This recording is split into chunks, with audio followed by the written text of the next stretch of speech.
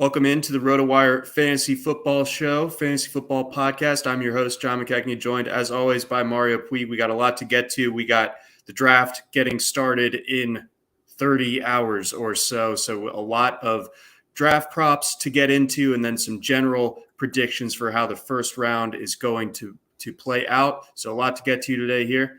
Let's get it rolling.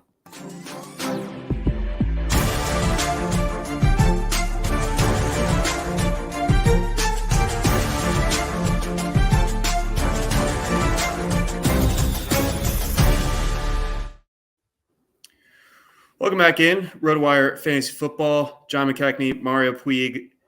We are at the cake's in the oven at this point in a lot of ways, but a lot of things could also change here in the next 30 or so hours. We got the draft kicking off Thursday night. Mario, just a quick check-in.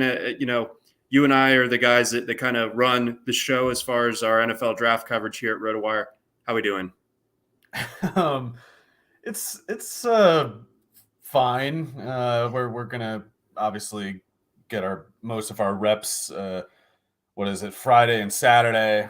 Thursday's always just easy as hell. Or since they made the first round its own day, it's blindfolded, sleep in our sleep, etc. We can do that. But the day 2 and especially the day 3, it's like torture after a while. But we are weathered in the task. We've done it a lot of times, so I think we'll be fine. Literally no one else on earth can do it though, just us. That is correct. Who else is pumping out 75 notes on a beautiful Saturday morning in late spring? Where John, not to bring up the Ice Bowl or whatever of RotoWire NFL draft note typing, but I do have to give myself credit for that 1 year. I don't even remember. You might not have been hired yet. I guess it would make sense if you hadn't been. But I had to do every single note for whatever draft it was while typing with the Russell Wilson tendon tear in my hammer finger. Yeah, and I was like 2 or 3 weeks into my splint treatment to isolate and stabilize the tendon, and I couldn't type fast enough with the splint, so I just had to take it off and re-tear the tendon so that I could type with a floppy finger. It was gnarly. Yeah. I think the only thing I'm even close to on that one is in college, I broke a bone in my hand, and the rule was, and I was enrolled in a PE class that semester. And the only rule for that PE class was that you couldn't miss. So yeah. I just kind of had to play tennis with a broken pinky finger for half a semester. So nice. I wouldn't get a withdrawal fail. That's how gym class was how I got a second biology science credit at the UW. I don't remember why that was, but that's technically how I got past the science requirement is gym. Well, to any of our prospective college students listening, there's a little loophole for you if you're going to go to Wisconsin. Some of us needed it. Yeah. Take PE, and all of a sudden you're a biologist. Anywho, let's get into the meat of this podcast. We'll start things out. You posted an NFL draft props article that went live on the site earlier this week. I'll have one up later on this Wednesday as well. But let's get things started. Top of your article, you're breaking down Jamison Williams and his odds, and it looks like 2 that you're considering under pick number 12.5 for Jamison Williams. That's minus 115. And Jamison Williams going in the top 10, which is a slight plus money there, plus 125. So a little bit of, baking in the Washington Commanders and their need for a receiver, maybe kind of dictating why it's minus money for that 12.5 spot. But your thoughts now, just about 48 hours after posting this, are you still feeling confident on where Williams could go? I still like the Williams one. Unfortunately, since I posted that, right when I posted that, a few things started turning for the worse.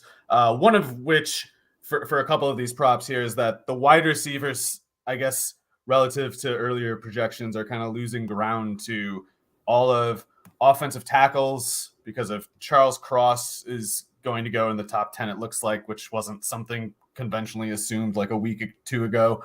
We got Jermaine Johnson locked into the top 10 at the edge defensive end spot. He wasn't projected to be there a couple of weeks ago. So guys like that jumping into the top 10, even if all the quarterbacks are out, even if Malik Willis is out and Kenny Pickett is out, it might come at the expense of, the receivers. And the later the run starts, the later everybody's going, and Jamison Williams could get pinched in that. I feel safe in his case, though. I think two receivers are going to go in the top 10, or at least have a really good shot to. And I still think he's a really good bet to be the first receiver taken, and at worst, the second taken. So I think by 12, certainly he'll be off the board. And I still like 10 too, just because I still think it makes sense for him to be the first receiver picked.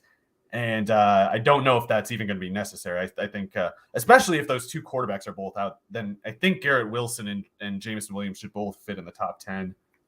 So where does the receiver run start in your mind? Does it start at 8 with Atlanta, or do the Jets go ahead and try to make something happen? Yeah, I should have said too, the corner is taking up another spot because we weren't projecting Stingley to go in the top 10, and now apparently he's pushing like top 3 going to Houston specifically.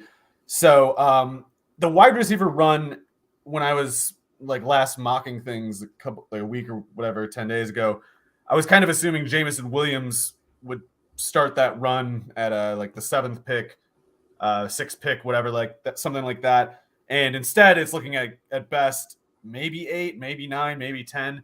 Washington is that one team that you feel like you can, I don't know, not take for granted, but like really like the odds of going for one of those receivers, because particularly if Stingley's off the board, and I guess especially if Ahmad Gardner's off the board, then wide receiver would probably be the strongest position still available, and it's of course a need for Washington. So if they get on the clock at the 10th pick and all of Cross, Ekwonu, somehow Evan Neal, I guess he could fit in there somehow. If all those guys are gone, Jermaine Johnson, Stingley are gone, Washington would be reaching kind of to the projected prospects in the 20-30 range to pick anyone who isn't a receiver at that point.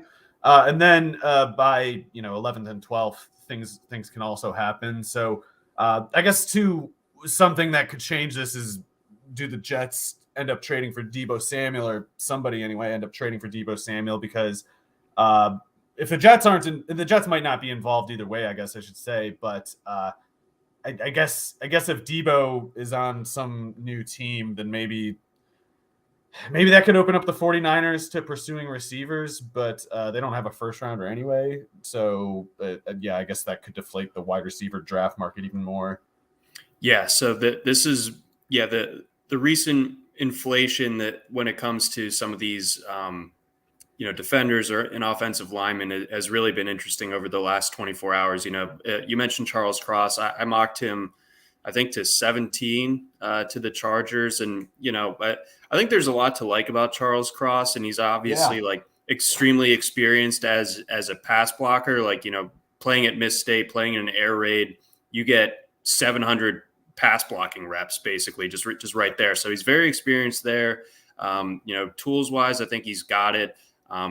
You wonder how much of an impact player he can be as a run blocker, but offensive linemen just kind of by nature tend to prefer run blocking anyway. So maybe it just wouldn't be that big of an issue. And if anything, it's like a welcome change for him to have, more balanced run pass split that he's playing in, but he can obviously handle those pass blocking tasks.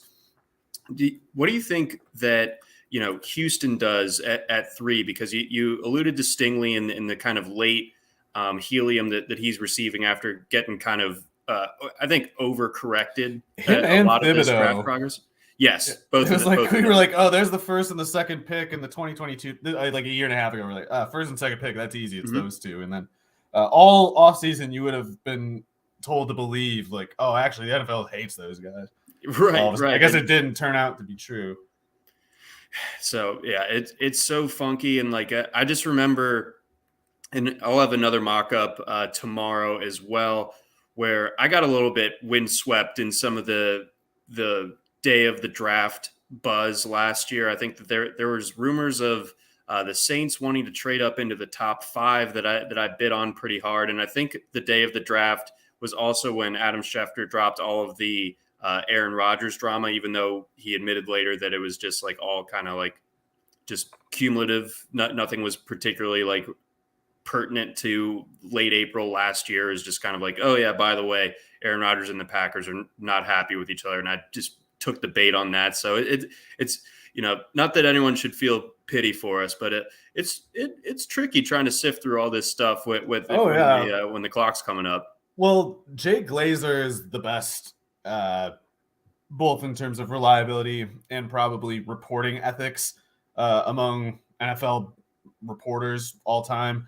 And he basically started boycotting the draft process, media process. It's already been like 4 years or something where he's just like, all right, I'm not doing this anymore. I hate dealing with everybody who's doing this because they're all a bunch of liars. It's crap. I'm not doing it.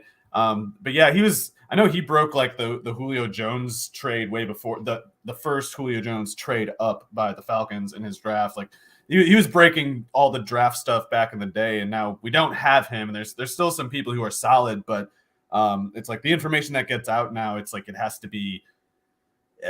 It's not as likely to go to the national guys. It's more likely to go to like low level or more localized people with like personal connections rather than like institutional ones.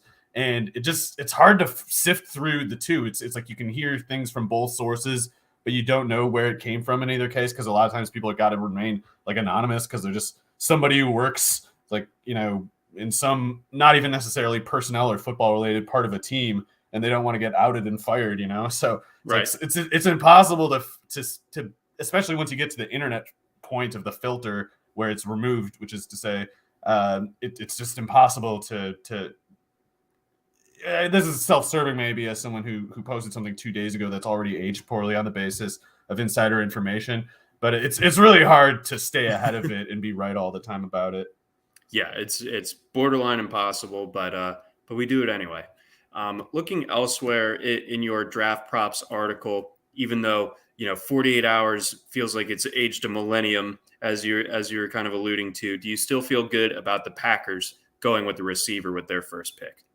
So this is another thing that could be subject to trade developments, not just Deebo Samuel, but I doubt they'll trade for Deebo Samuel. By the way, I would imagine if they were going to trade for Deebo Samuel, they would have just found a way to keep Adams, basically. It's not like Deebo Samuel is going to be much cheaper, if at all. So I don't think they're going to trade for Deebo, but they might trade for Darren Waller. And if they trade for Darren Waller, that might make them say, we don't need a first-round receiver anymore. To be fair, they could decide that even if they don't trade for Waller, that would be insane, but they could do that. I mean, this team did trade up for Jordan Love right before Aaron Rodgers had back-to-back MVP seasons, so I don't want to just assume they'll do what makes the most sense, but their receiver situation is so dire that if they don't take a receiver in the first round and if they don't get a legitimate star talent like at least Waller, then they are voluntarily concluding Aaron Rodgers' career right there. They might as well imagine it to be that, because you're not going to get to a Super Bowl with Allen Lazard as your lead receiver and your second receiver as like Amari Rodgers. It's just not happening. So if they're serious and they're like lucid about this, they either have to trade for Waller at the very least, or they have to take a receiver in the first round. So that's how I see it. And I think it would be so exceptionally reckless to not take one. That's it. I think it's about as safe, knock on wood, as these types of bets can get. Yeah, I think the Packers and the Chiefs are two teams that I think are picking in the same neighborhood, in the 20s, that I think will go after a receiver with at least one of their selections. Yeah, and I guess the way that also could be a bust bet is they for some reason take a different position at the first pick and then take whatever. For the sake of one of my now retracted other props, maybe they would take George Pickens at the second one, and thus I strike out on all of them, even though I was initially saying take Pickens under and take the Packers taking a receiver. But it is possible. I guess I would be surprised that one of like the edges, or what would it be? They're kind of set at corner, I think, right? Like they're not going to spend at a safety spot. So if it's not an edge rusher who they find a compelling talent, and I guess they could find someone like Karlaftis to be that, I suppose. But that's what it would have to be at that first rounder of theirs. Yeah. Yeah, no, that definitely checks out. Because Jermaine Johnson's off the board.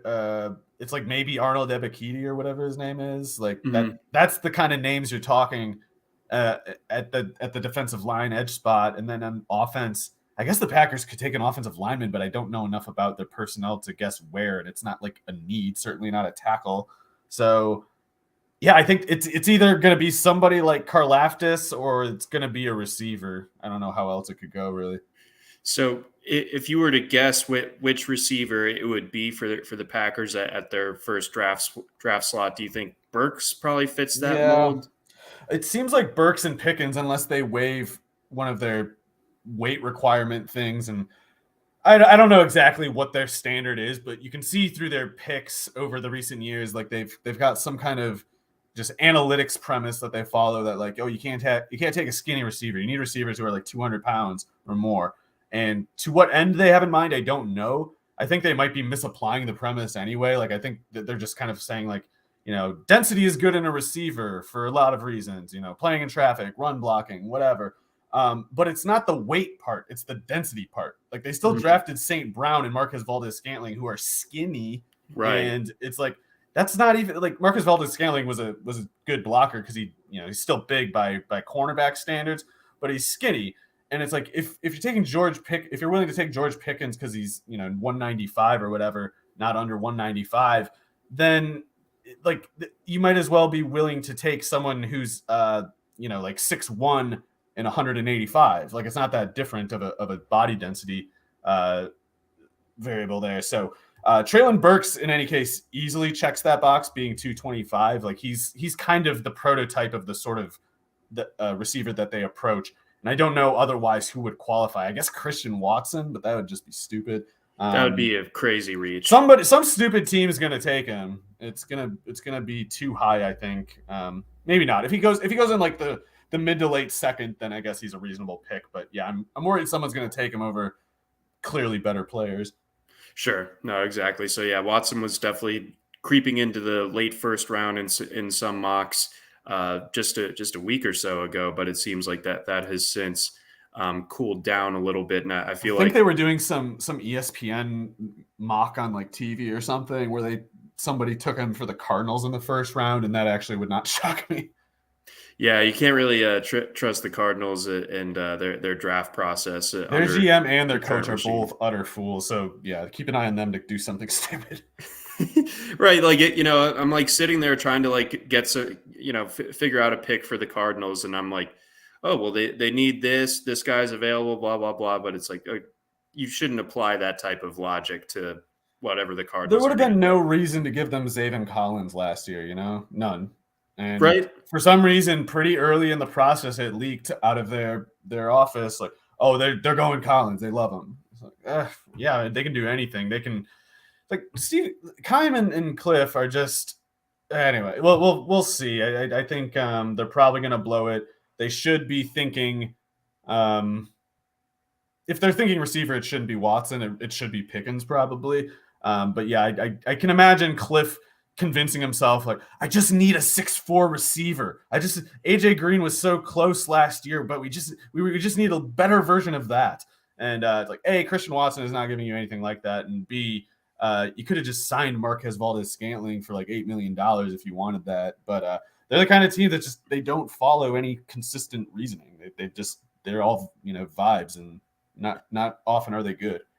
Was there a 6'4" receiver like when he was at Texas Tech? That, Antoine Wesley. That's why Antoine Wesley is playing ahead of Andy Isabella. It's because Cliff is just convinced I just need a 6'4" boundary corner to win the one-on-one matchups that we're getting, because we have so many receivers running curls at the same time that they can't double any of them. And that will be, I think, what cracks the code. It's like, no, you need a good 6'4" receiver, Cliff. You can't just put some 6'4" guy out there. And if the bad 6'4" guy is more useful to you than the maybe not bad 5'9" guy, then your scheme is stupid in addition to you personally. But like Antoine Wesley is going to be starting starting opposite DeAndre Hopkins unless they draft someone like good case scenario Pickens and bad case scenario Christian Watson. Ugh, bleak outlay there for the Cards. Let's keep rolling. Another one that you had. I was having a difficult time deciding where I wanted to go with Tennessee as well. Your thoughts are that they are going to go after offensive line. Do you think that they could possibly be in the market for ideally a better or a well planned out succession plan to Ryan Tannehill, the way like the Jordan Love pick for Aaron Rodgers? Do you think that they would kick the tires on a Sam Howell or somebody like that if there's a quarterback still available late first round? Not really, but I don't know. I feel like Mike Vrabel's a pretty simple guy, and not that he's like not that he isn't complex, but like he's simple in that he doesn't he doesn't I don't think he's as variable and like unpredictable as some other people, and I think he kind of, at least in recent drafts, he's shown a tendency to just go at the very obvious need that they've gotten themselves into. And it's like a couple of years ago, it was Isaiah Wilson, and they just burned that pick, unfortunately. Then it was last year. It's more on him than the Titans, you know? Yeah, probably. And then Caleb Farley last year, after they, telegraphed that pick by cutting Adoree Jackson beforehand. I feel like the Adoree Jackson cut analogy in this offseason is Roger Saffold walking in free agency. Now, I guess they could try to replace him some other way. I'm looking at their depth chart right now, and I don't really know who any of these people are. So I feel like their guard position, after being certainly in Saffold's spot a strength in recent years, is likely to become a liability for the first time in this Vrabel era if they don't take a guard in the first round. And how fortunate is it then that there are at least 3 players who should be at their pick or around it who just project very well for the kind of tasks even that Saffold has. Like, I'm not saying they gotta take Tyler Lindenbaum, a zone blocking center, because they just have to plug this leak somehow. It's like, fortunately, you don't have to strain to see a solution here. There's the Texas A&M guard, Green. You got Zion Johnson at Boston College, and even Tyler Smith, who's considered a tackle too. He could easily be an NFL guard. He might be a better fit at guard, actually. Like he's like a very stout 6'5", 325 type. I think he can stick at tackle, but if you're the Titans, why are you not taking one of those 3 players? Like, why would you not just, especially if you're the type of team who just takes Caleb Farley last year because your cap mismanagement made you cut Adoree Jackson. Like, this is the obvious hole again. Like, and in this case, you don't even have to reach for a solution. Like, Caleb Farley, I don't know what to make of that pick exactly, but his medicals were a big red flag, and he wasn't expected to go as high as he did to the Titans in the first round. All 3 of these guards would be just no sweat picks for them.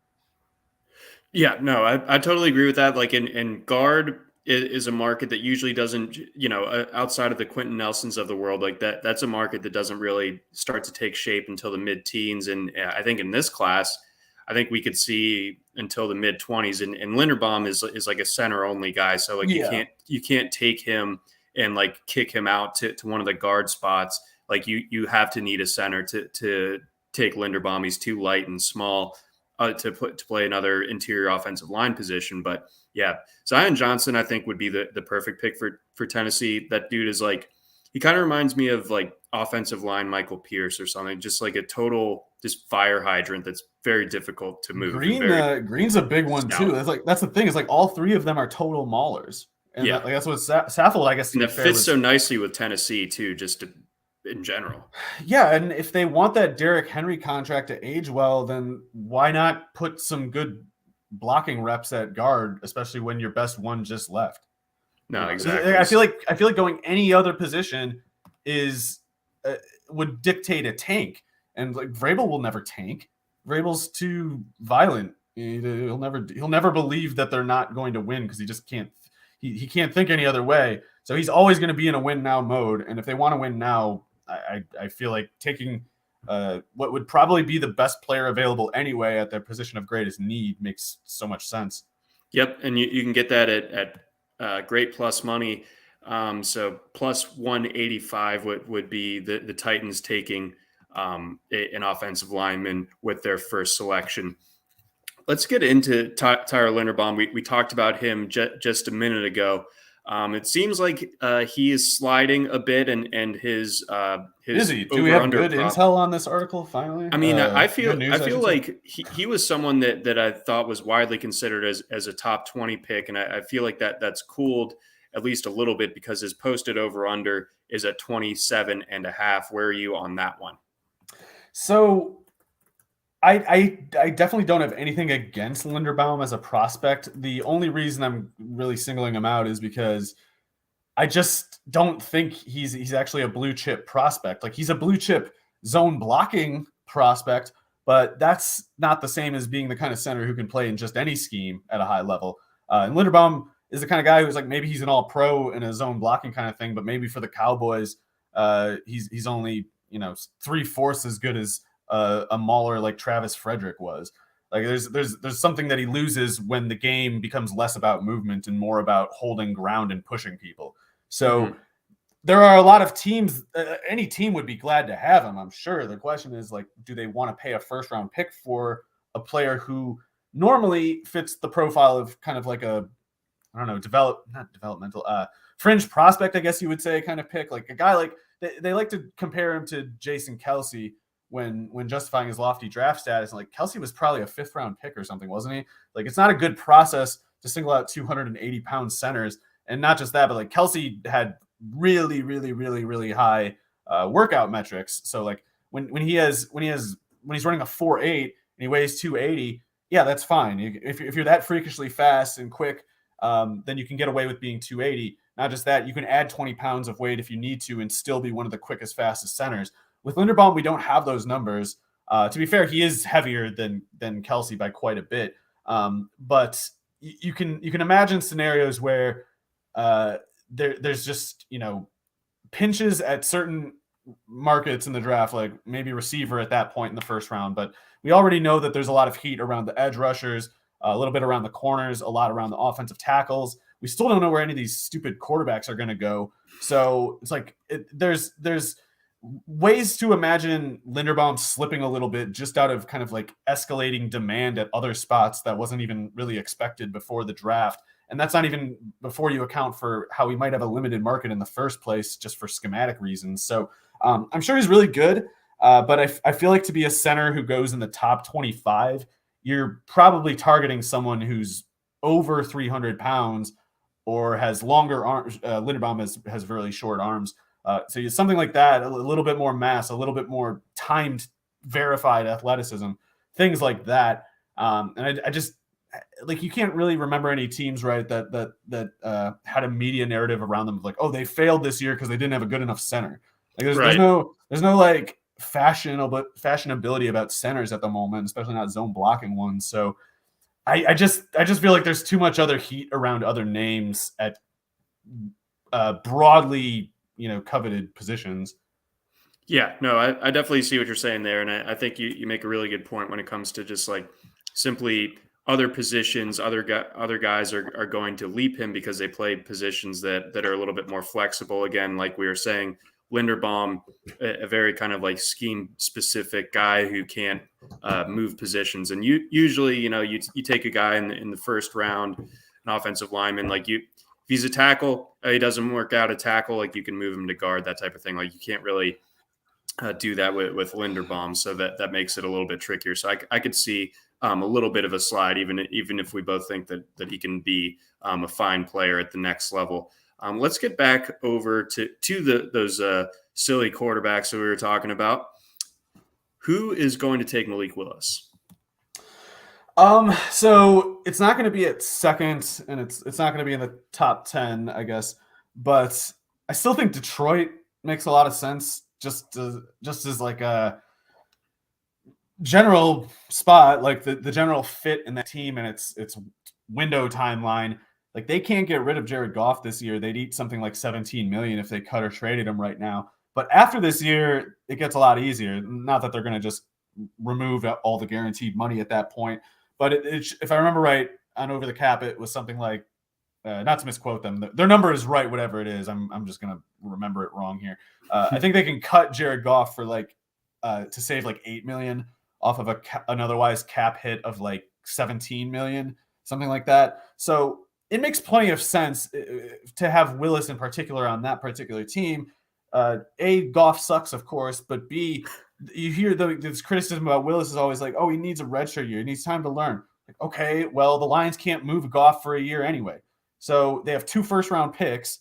I don't know. It's just if not them, then who kind of thing to me. And maybe the answer is kind of like nobody. It doesn't have to be somebody, but if somebody's going to take Willis in the first round, the Lions have to be the favorite for being a quarterback needy team with 2 first-round picks.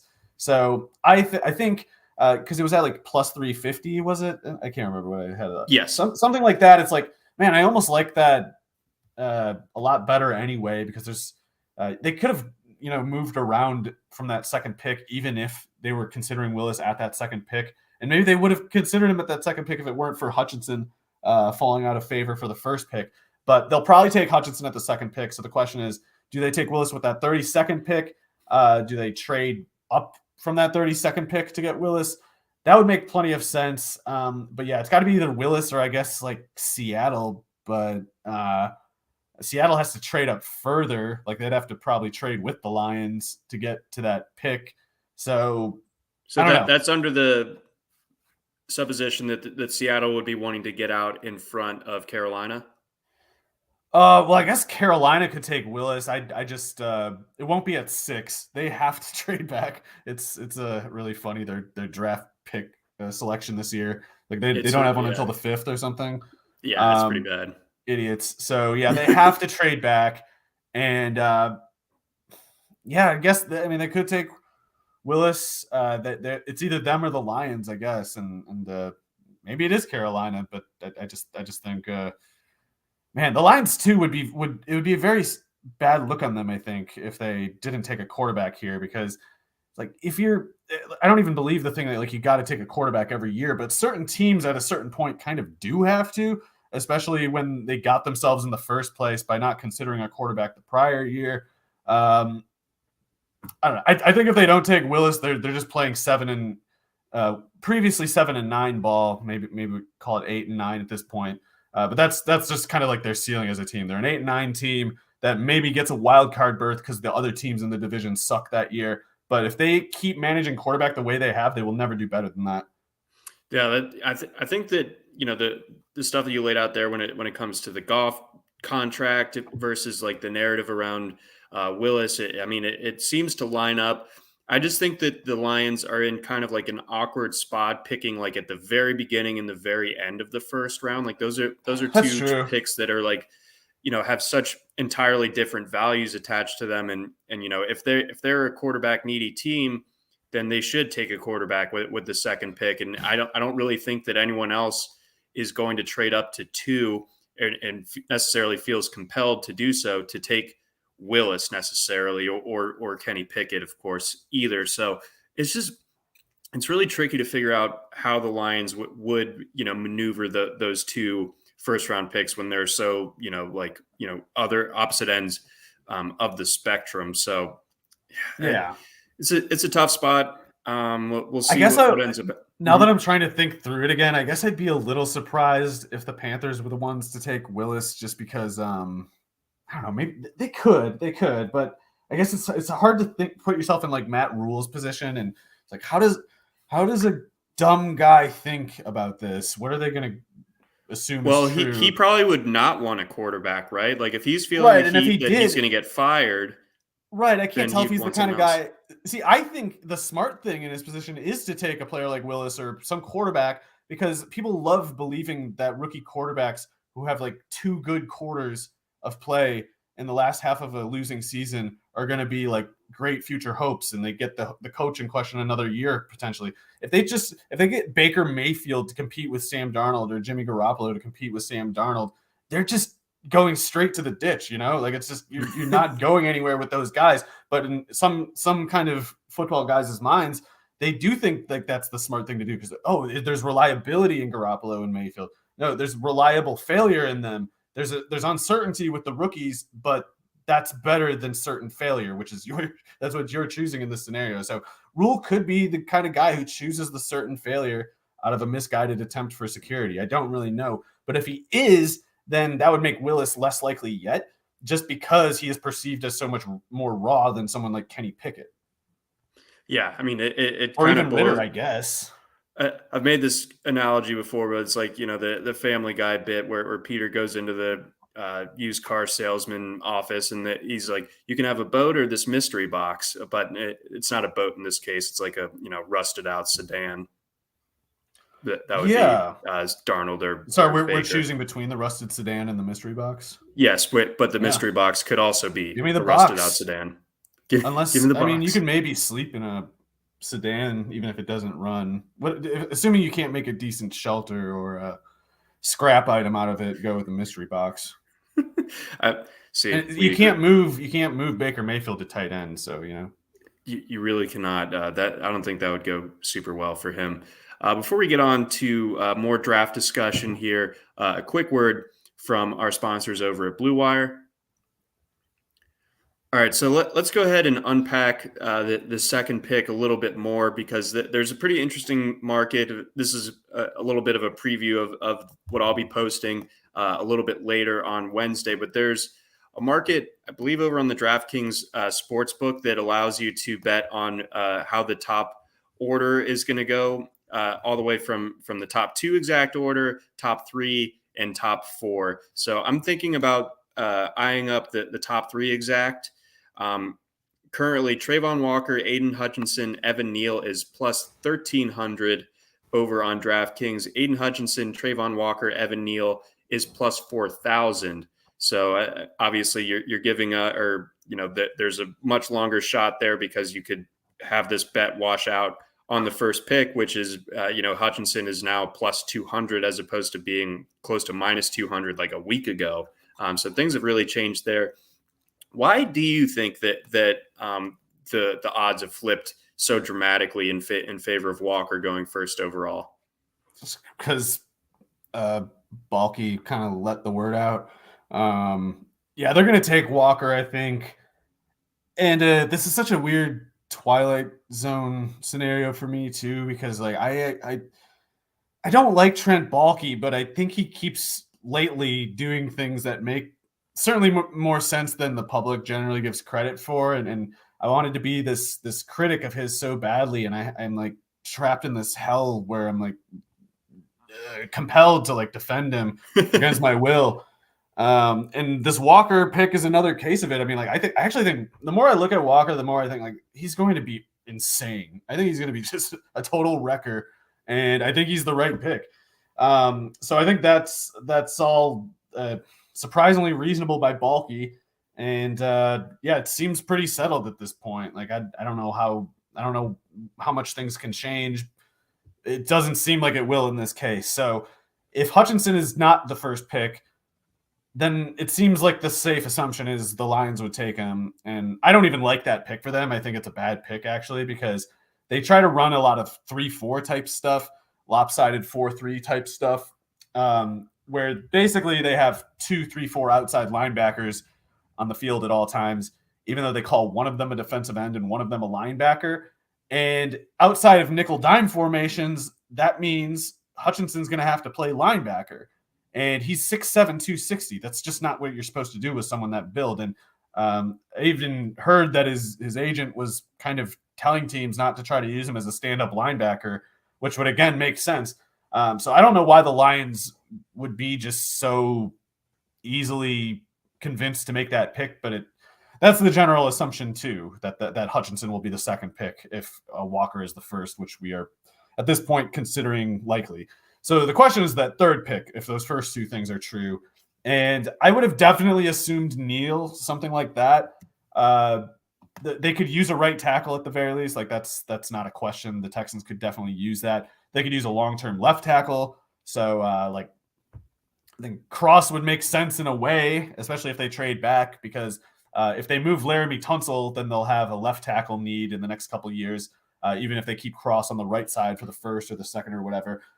So they could use offensive line for sure. Neal, Aquanu, even really any of them would make sense in that case.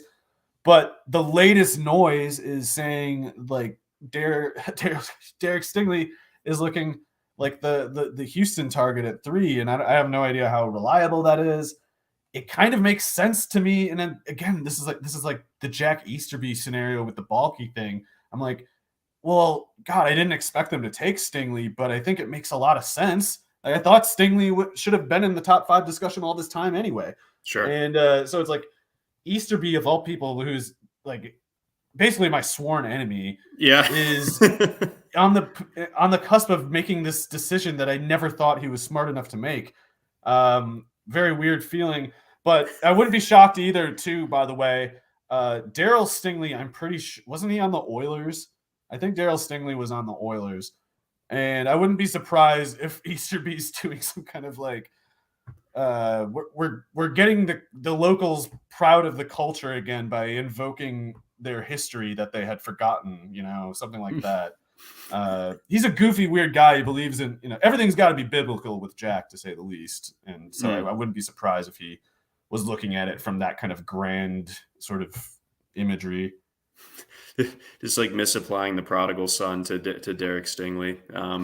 The not paralyzed great nephew returned after having no real connection to Houston beforehand.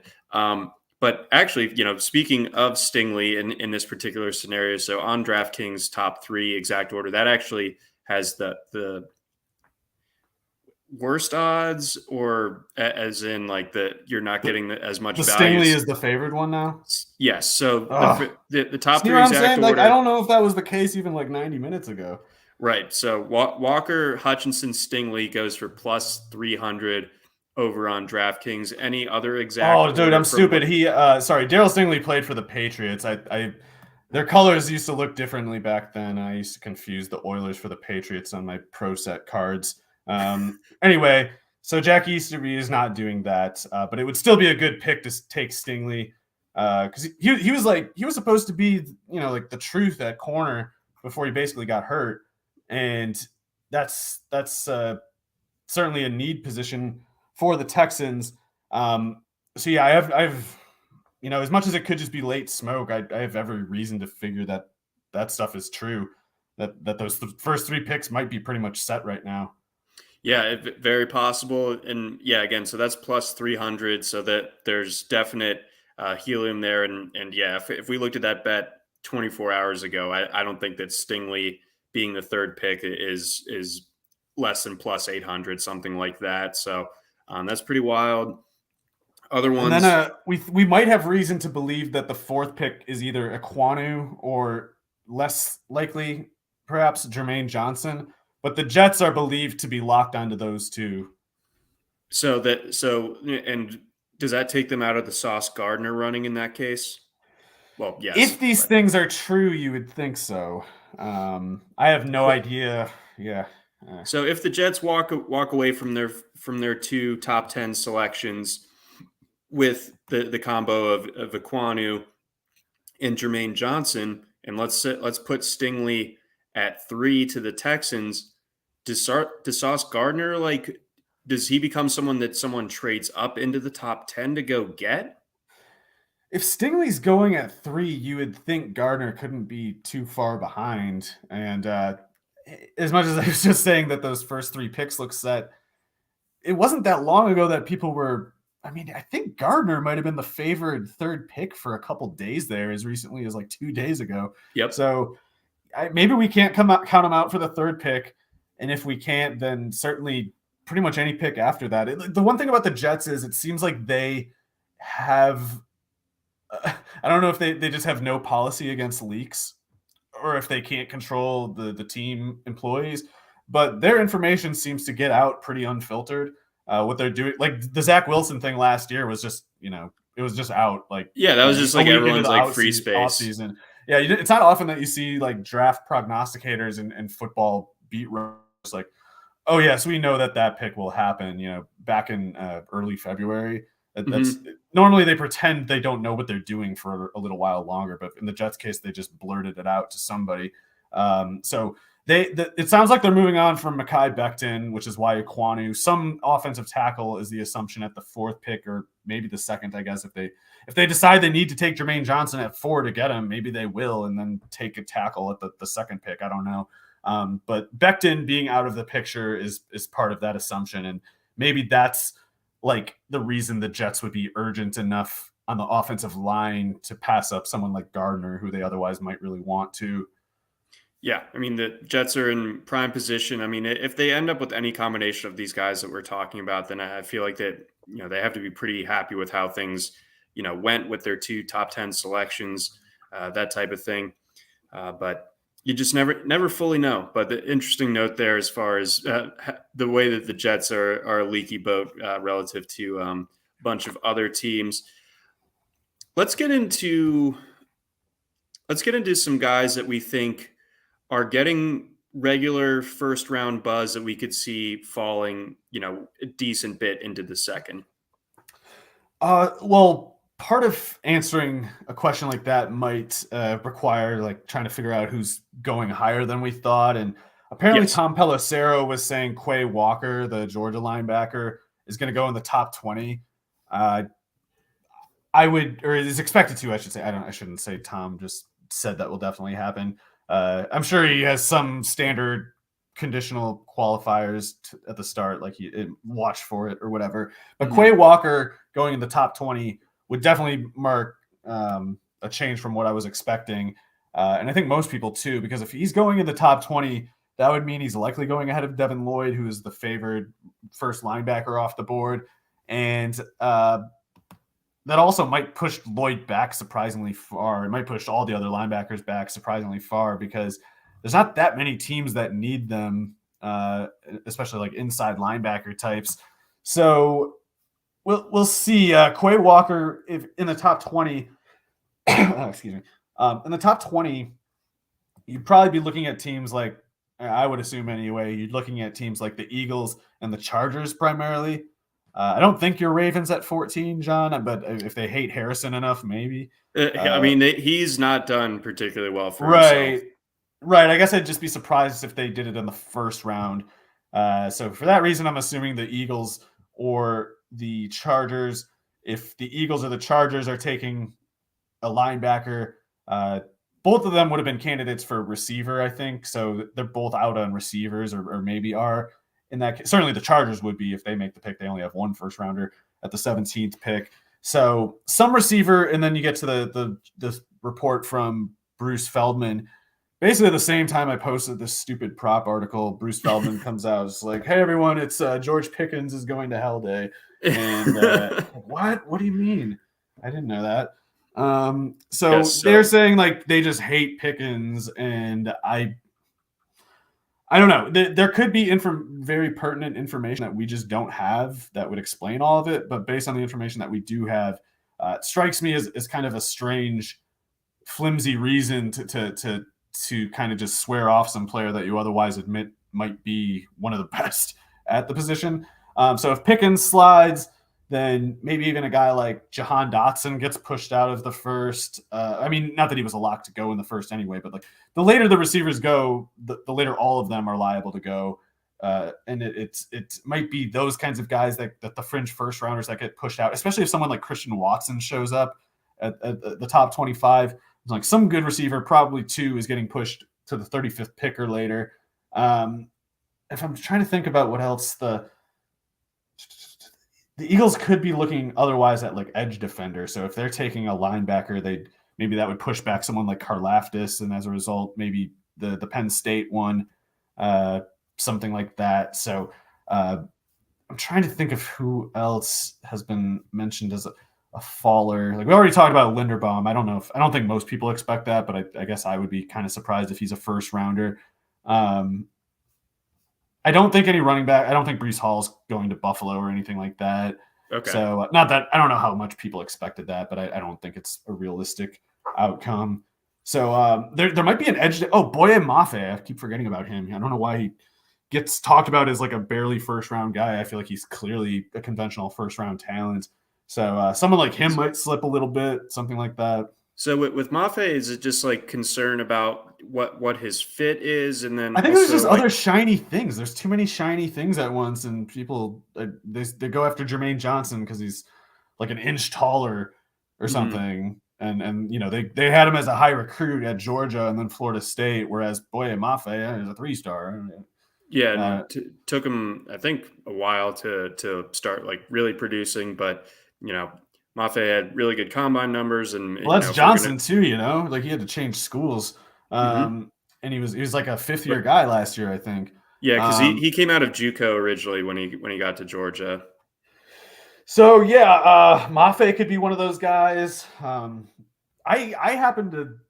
This is probably a case of me just not being privy to insider information, but I'm a lot lower on Trent McDuffie than most media are. I think he's clearly a good player, but I'm not putting McDuffie ahead of guys like Dax Hill. I know he's more of like he's considered a safety tweener, but like Dax Hill is a much better corner prospect than Trent McDuffie is to me. McDuffie, he's more like a I don't know Lovie Smith corner or something, and which is to say, I think you want him playing in a lot of disguised coverages with zone emphasis because you don't want him playing press man coverage in the NFL on an island. He's got short arms, which you see people compare McDuffie to Jair Alexander, and I think that's a pretty big red flag because they're objectively not similar. And when people are justifying a pick by saying, oh, this other guy is like him and they're not alike, then everything is up for scrutiny at that point. And I think he's clearly a good, not great prospect, like a slightly better version of Byron Murphy, who fell to the early 3rd and has been a totally good nickel corner for the Cardinals, but not a press outside man corner. And it's for similar reasons as McDuffie. Do you think that that kind of stems from the league's need to stack cornerback a little bit, and once you get past Gardner and Stingley, it's just you kind of need to sell yourself on someone at that position? Like, do you think like position value is kind of doing a lot of the heavy lifting when it comes to McDuffie? I don't know. I think it might be that people just think he looks like Jair Alexander. I don't know. Like I just because the other corner at Washington, Kyler Gordon, it's like I don't know why we would say he's clearly worse than McDuffie. Like they're both 2nd rounders, I think. So it is weird to me to hear like when you see the McDuffie like super fans, if they make the case for him but then not Gordon, that also is strange to me. It's like what is true about McDuffie that isn't true about Gordon, more or less.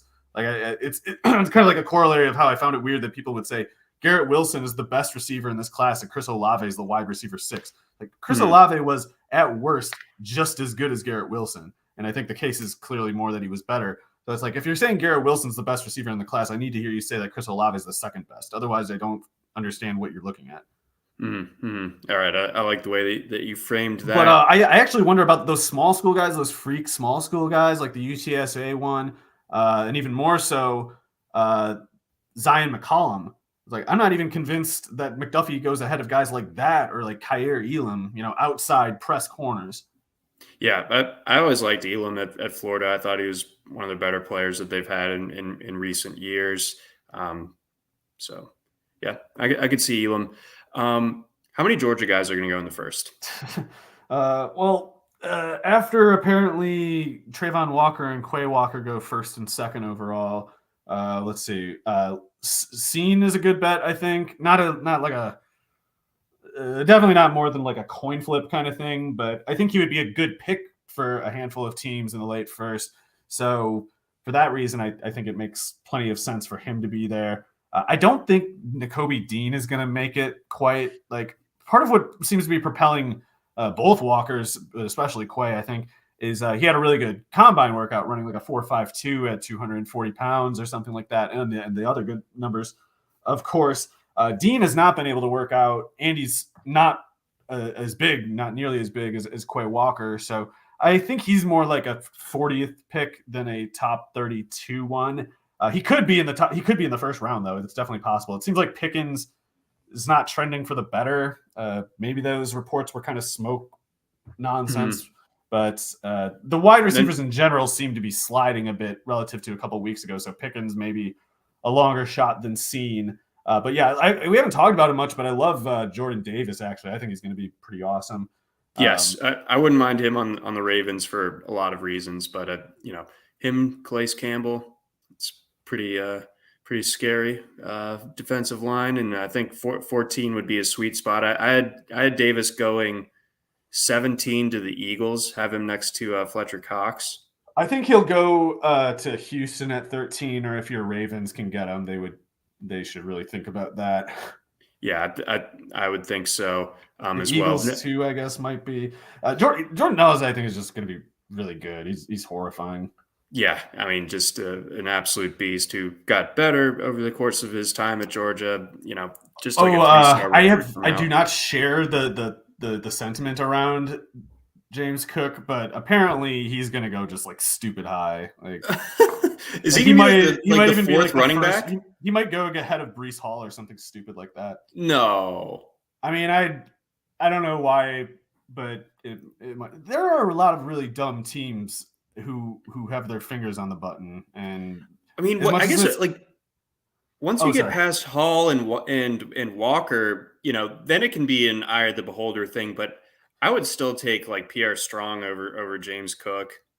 I would too. I don't think Cook is going to do anything in the NFL. I think he's going to be a scratch.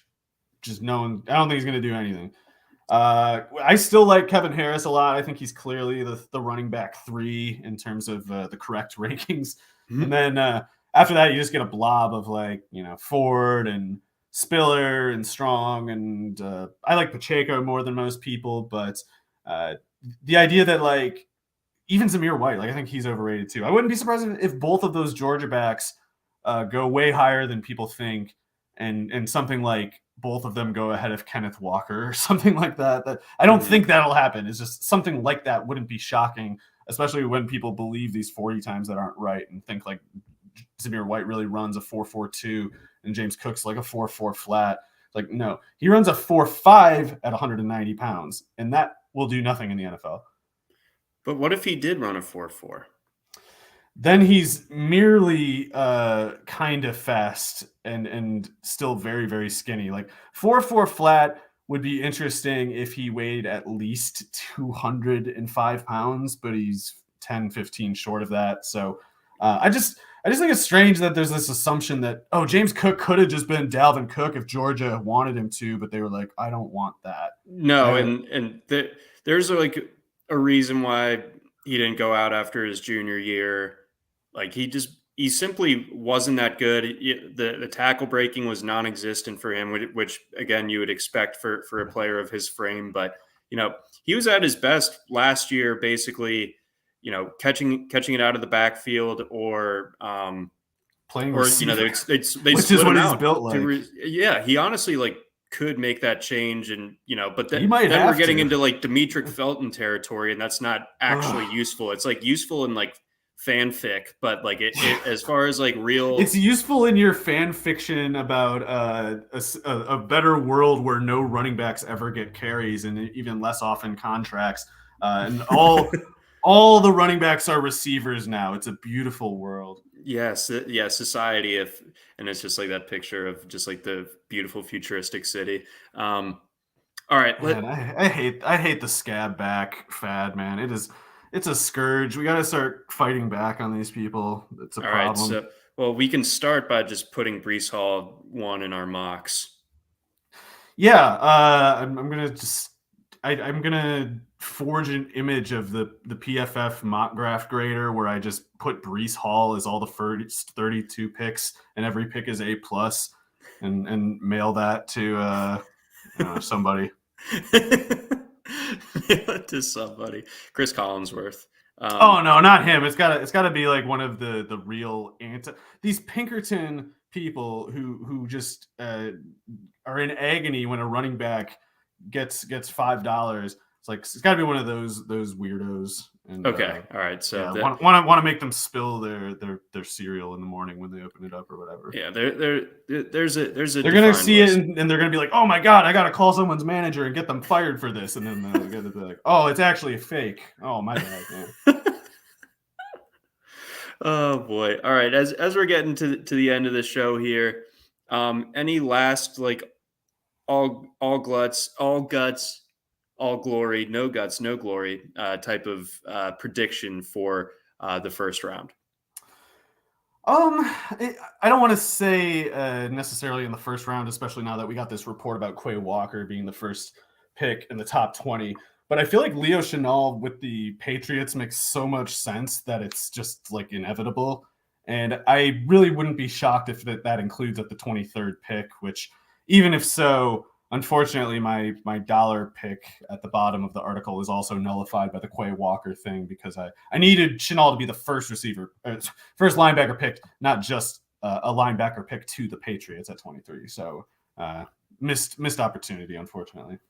Okay, like that. Yeah, I could definitely see Chenal.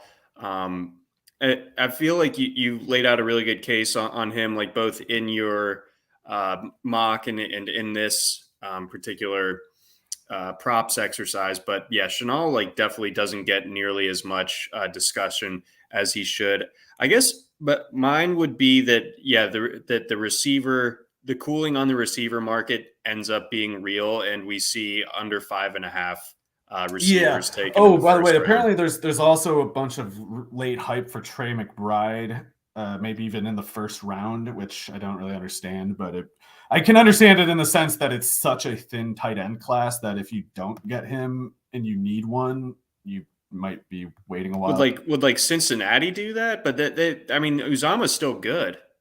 Oh, well, he's with they got Sample starting. Oh, that's Uzama. Right. And Sample definitely can't run routes. So I don't know why they would pick Drew Sample in the second round 2 years ago, just to have him play sort of like a sub Adam Troutman kind of role. But if that's what they want to do, taking McBride would be a way to run it that way. Better or worse prospect, Trey McBride or Hayden Hurst?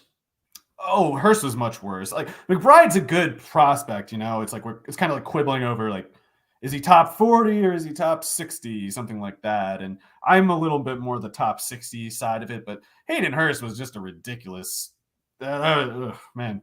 I don't know how any of that really happened other than a bunch of people just lost their minds at the same time.